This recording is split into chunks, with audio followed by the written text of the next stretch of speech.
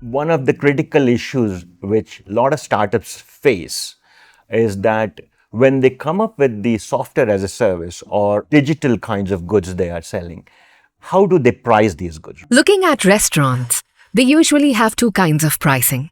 It's either a buffet, where the money is for the options, or an a la carte, where it's for specific dishes.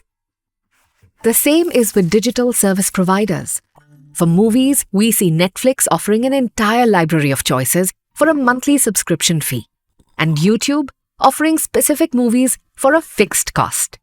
This is two very different ways of monetizing their digital product. You can either monetize based on the consumption, or the alternate, I give you the access for a month and then you are free to consume as many units. So really this whole research was motivated by this question: can we help firms decide whether they should do the access-based pricing or the usage-based pricing? There are two central questions in this paper I looked at.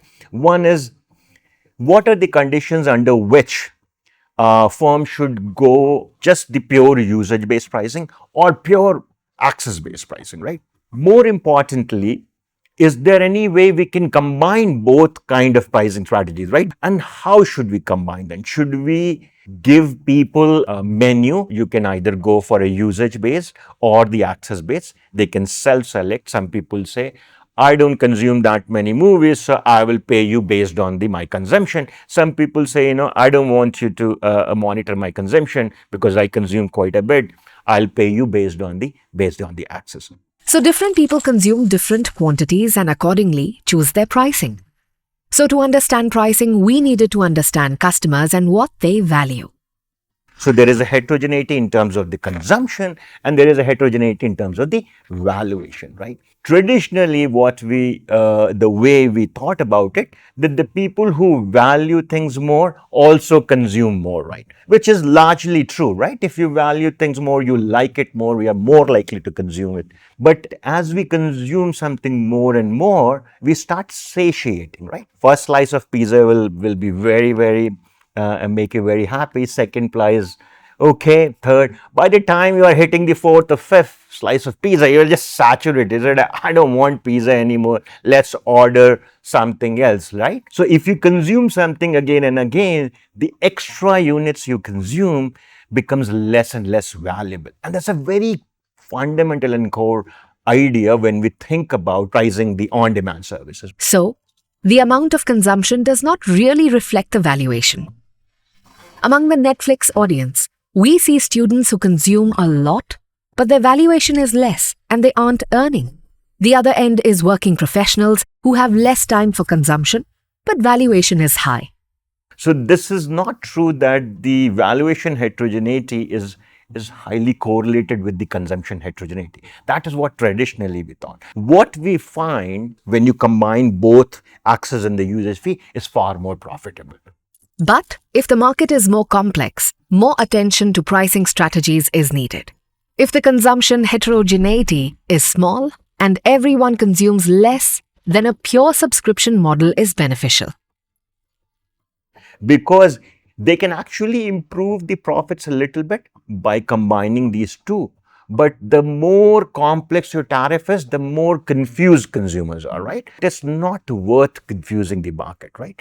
So the subscription model is so easy for people to understand. Under these kind of markets, it's better to offer only a subscription model. Alternatively, with cloud computing, AI, API-based services, consumers value the service more and also consume it a lot more. The consumption heterogeneity is a lot more relative to the valuation heterogeneity. Then in those cases, per unit pricing is what you should be doing. And you will see that most of the APIs are offered in the market based on the per unit, right? So if you want to use any API, which is the deep learning or the face detection or the NLP, they are always based on the consumption, right? So every time you send a query, send you back and they keep monitoring it, and they will basically at the end prices based on the number of units you consume, right? The complexity steps in when we combine access, and usage fee. A menu or a two-part tariff can increase the cognitive load of the customer. It's making it difficult for the consumer to make a decision. They might delay their purchases, right? They'll say, okay, let me think through that carefully, then I'll decide. And while they're delaying their purchases, the competitor might catch them. What is the worth of complexity, right? If it's more complex pricing, then what is the benefit of that? Can you quantify the benefit? The improvement in the profit is only 2%. It's not worth the effort of kind of losing some of the customers, right? But if this benefit is 20%, then maybe it's all worth the effort to actually engage in these kind of more complex tariffs. The more complex tariff requires the more effort from the company side, all in terms of the information they have to gather and so on. Sometimes the market has a lot of diverse customers in terms of how they value the service. So there is very high satiation heterogeneity. If the market is very heterogeneous on consumers' relative heterogeneity, which we call the satiation heterogeneity in the paper, then again you can combine access and the usage fee, but at the end the improvement in the profits will be very marginal. Either you should stick with the subscription pricing or you should stick with the per unit pricing. When these kind of relative heterogeneity in the consumption and the willingness to pay is very similar, then it turns out that the combination works better, right? You will be better off by either offering a menu or combining it like a two-part tariff. Now, within that, is there a rank order? It turns out you do it that way or this way, the profit difference is very, very minimal. So in terms of the profit, they both are very similar. But where they actually differ quite a bit is in terms of the market coverage. Every firm is interested in profitability. But to grow, market coverage becomes important. When you offer a menu and people can self-select between the subscription and per unit pricing, you cover a wide range of audience. Which is what if you look at the telecom industry, their postpaid plans particularly, you have to pay some 250 rupees a month, and then if you exceed your quota, then they're going to basically charge you based on whatever extra consumption.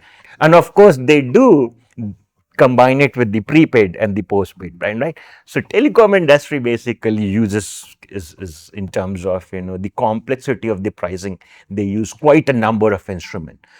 The pricing is not just affected by the consumer's behavior, but also by the business and the cost it incurs. Usually, digital products have a lot of initial fixed costs and very less marginal costs. But if this dynamic changes, it is essential to restructure pricing. So depending on if your cost structure is fixed cost or the more of a variable cost, you want to mimic your cost structure in your pricing structure too, right? So if your cost structure is more fixed, then you also want to go towards the subscription, which is more mimicking the fixed cost structure pricing. And if your cost is per unit, then you want to go towards the per unit kind of plan. And when you're combining these two things, if you have a positive marginal cost, you will always be better off doing the two-part tariff rather than just subscription, because remember, the negative trade surplus you are generating from these excess consumption actually could really destroy your revenue model. This paper aims to help startups at the early stages when they are still developing. Here, it's crucial to have both market reach and profitability.